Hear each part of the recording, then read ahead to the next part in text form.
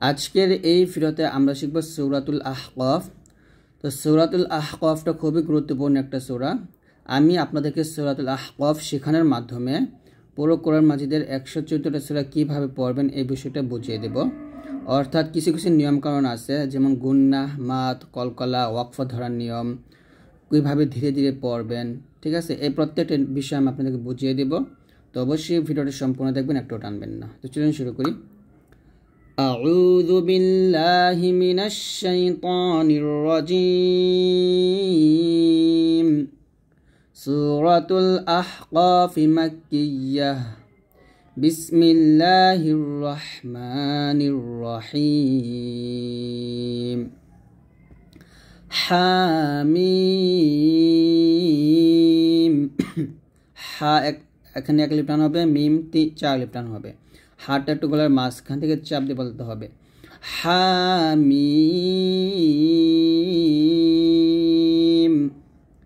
তানজিলুল, তা নুন যাব তাং, এখানে নুন সেকেন্ডের পরে যা শিকফা গুন্না করতে হবে তাং, এরকম ভাবে তানজিলুল কিতাবি, তানজিলুল কিতাবি মিনাল্লাহিল। মিম যে মিন, নুনকে লামকে ধরবে এবং লামটা মোটা হবে। নুন লাম যাব নাল, মিনাল, লাম খাওয়া যাব ল, হা গে লামকে ধরবে, হা লাম জের হিল। মিনাল্লাহিল আজিজিল হাকিম। তানজিলুল কিতাবি মিনাল্লাহিল আজিজিল হাকিম। দেখুন এখানে সুন্দরভাবে আপনাকে তেলাওয়াত করতে হবে, যেমন আমি পড়তেছি, শুনেন। হামিম, আমার কিন্তু কোনো ধরনের তাড়াহুড়া নাই, হামিম এরকম না, সুন্দরভাবে হামিম।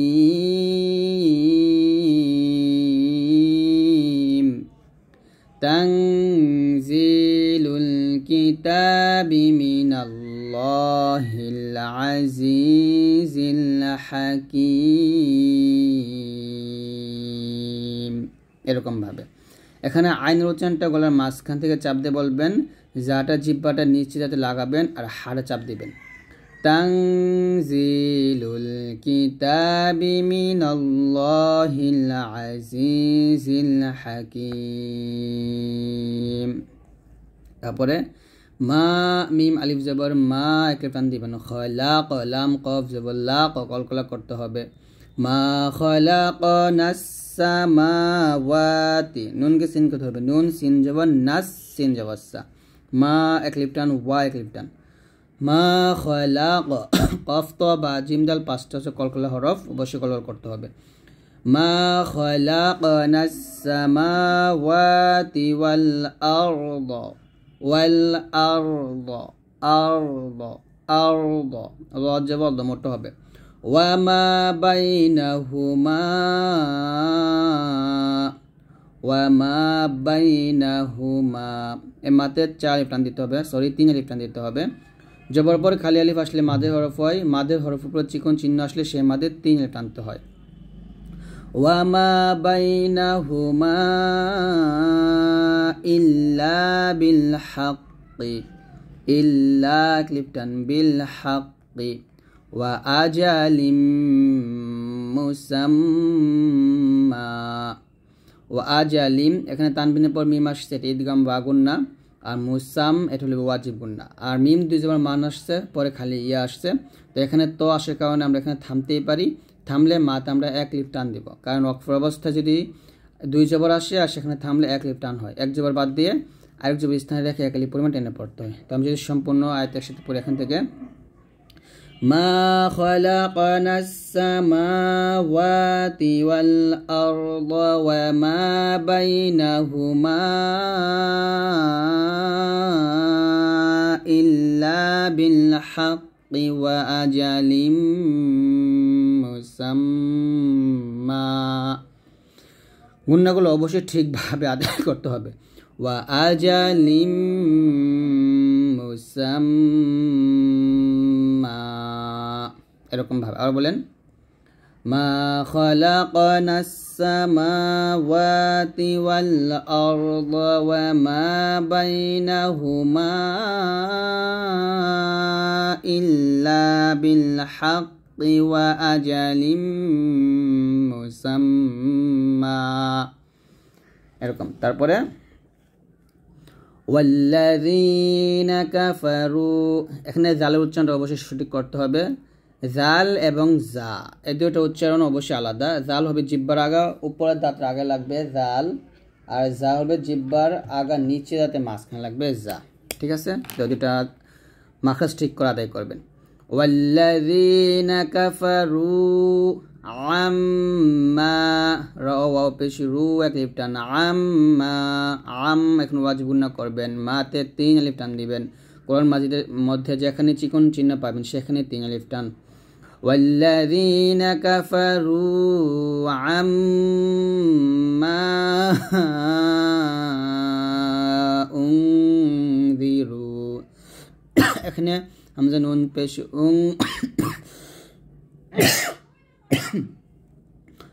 এখানে কি ইকফা গুণা করতে হবে। ঠিক আছে, নুন সাকিনের পরে 15টি হরফ তা সা জিম দালে জালে জা সিন শিন সদ দ ত য ফা কফ কাফ আসলে গুণা করবেন।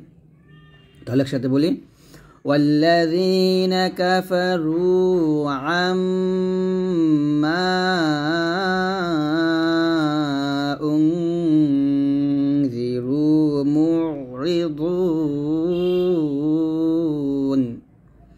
মিম আইন পেশ মু, আইনে চাপ দিবেন, মিম আইন পেশ মু র জের রি মুরি, দাদ ওয়াও পেশ দো নুন জবর না, মুরিদুনা। থামলে এখানে দুতে আমরা 3 প্রান্তে নুনটাকে সাইন করব। আবার যদি বলি ওয়াল্লাযীনা কাফারু আম্মা উনযিরু মুরিদুন, এরকম। তারপরে কুল আরাআইতুম মা, কফ লাম পেশ কুল, কফটা অবশ্যই মোটা করবেন যেন কাফের মতো না হয়ে যায়। কুল আর র জবর র বলতে হবে, রা বলা যাবে না। কুল আরাআইতুম মা, মিম সেকেন্ডের পর মিম থাকলে গুণনা করতে হবে। মিম সেকেন্ডের পর মিম এবং মিম সেকেন্ডের পর বা থাকলে গুণনা হবে, আর মিম সেকেন্ডের পর বা মিম ছাড়া অন্য যে কোনো হরফ আসুক না কেন গুণনা করা যাবে না। ঠিক আছে, এটা মনে রাখবেন। কুল আরাআইতুম মা তাদউনা মিন, তা দাল জবর তা দে কলকলা, তাদউনা মিন দুনিল্লাহি, মিন ইকফা গুণা, মিন দুনিল্লাহ, আল্লাহ শব্দুল্লাহ মেডানে জের পাতলা হবে, মিন দুনিল্লাহি আরুনি আরুনি মাযা খালাকু মিনাল আরদি, মাযা খালাকু কফ ওয়াও পেশ কু এক লিফ টান দিবেন, মাযা খালাকু মিনাল আরদি আম লাহুম শিরকুন। হ্যাঁ দেখুন, আম লাহুম শিরকুন ফিস সামাওয়াত, এখানে যদি তো আসতে আমরা এখানে থামতেই পারি। তো আমি যদি এখান থেকে আবার আয়াতটা মিলাই পড়ি তাহলে হবে কুল আরাআইতুম মা তাদউনা মিন দুনিল্লাহি আরুনি মাযা খালাকু মিনাল আরদ, এখানে থামার কারণে আবার এখানে মিলাবো আমি, মাযা খালাকু মিনাল আরদি আম লাহুম শিরকুন ফিস সামাওয়াত, এরকম। এখানে খারা জবরের পরে মানে খারা জবর আসলে সেটা মাদে হরফ, মাদে হরফ আমরা জানি যে 1 লিফ টেনে পড়তে হয়। তো মাদে হরফের পরে হরফ যদি ওয়াকফ আসে তাহলে সে মাদে আবার 3 লিফ টানতে হবে। তারপরে ইতুনি বিকিতাবিম মিন ক্বাবলি, ই হামজা ইয়া জের, ই জের পর জমলা ইয়া এক লিফ টান, পেশের পর ওয়াও সাকিন এক লিফ টান, জেরের পর ইয়া সাকিন এক লিফ টান। তাহলে বলতে হবে ইতুনি বিকিতাবিম, তানবিনের পর মিম আসছে, এখানে গুণনা করবেন বিকিতাবিম মিন ক্বাবলি, মিন ইকফা গুণনা করবেন এবং গুণনাটা মোটা হবে মিন ক্বাবলি, কফ বা জবর ক্বাবে কলকলা, মিন ক্বাবলি হাযা আও আসারাতিম মিন ইলমিন, আও আসা একটা রিটার্ন হবে, সা পাতলা হবে, র তিম এর আগে মিম কথা গণ্য করবেন, আও আসারাতিম মিন ইলমিন ইন কুনতুম সাদিকিন। এখানে সদ মোটা হবে, কফ মোটা হবে, এখানে সদের উচ্চারণ যেন সিনের মতো না হয়ে যায়, ঠিক আছে। সাদিকিন এরকম একসাথে আবার বলি এখান থেকে ইতুনি বিকিতাবিম মিন ক্বাবলি হাযা আও আসারাহ। এখানে দেখুন হাযা এই জাত আমরা তিন টানতাছি, আবার বলেন ইতুনি বিকিতাবিম মিন ক্বাবলি হাযা আও আসারাতিম মিন ইলমিন। দেখুন আমি কিন্তু এখানে মিন ইলমিন এরকম এসে থেমে গেছি, তো এইভাবে কিন্তু থামা যাবে না। মাঝে মধ্যে এরকম ভুলটা করি আপনাদেরকে বোঝানোর জন্য, কারণ আমার দম ছিল না তাই আমি এভাবে থেমে গেছি। তো আমরা অনেক সময় সবাই এরকমভাবে থামি, আর সময় গোলাতে একটু সময় সেজন্য এরকম হচ্ছে। যাই হোক, তো এরকম থামা যাবে না, থামলে এভাবে থামতে হবে আও আসারাতিম মিন ইলম, ইলম এরকম, অর্থাৎ আইনকে লামকে ধরতে হবে, মিমটাকে সাকিন করতে হবে, এভাবে থামতে হবে। ইলমিন এভাবে থামা যাবে না। তো মিন ইলম এভাবে থামলে তারপর আবার এখান থেকে আমরা মিলাবো আসারাতিম মিন ইলমিন ইন কুনতুম সাদিকিন। সদ মোটা করবেন, সা বলবেন না, সাদিকিন। তারপরে ওয়ামান আদাল্লু, ওয়ামান এখানে গুণ হবে না, ওয়ামান আদাল্লু, আদাল্লু এর দদ উচ্চারণ এমনভাবে করবেন যেন এটা দাল না হয়ে যায়, আদাল্লু। ওয়ামান আদাল্লু মিম্মান ইয়াদউ মিন দুনিল্লাহ, মিন দুনিল্লাহি মান লা ইয়াস্তাজিবু লাহু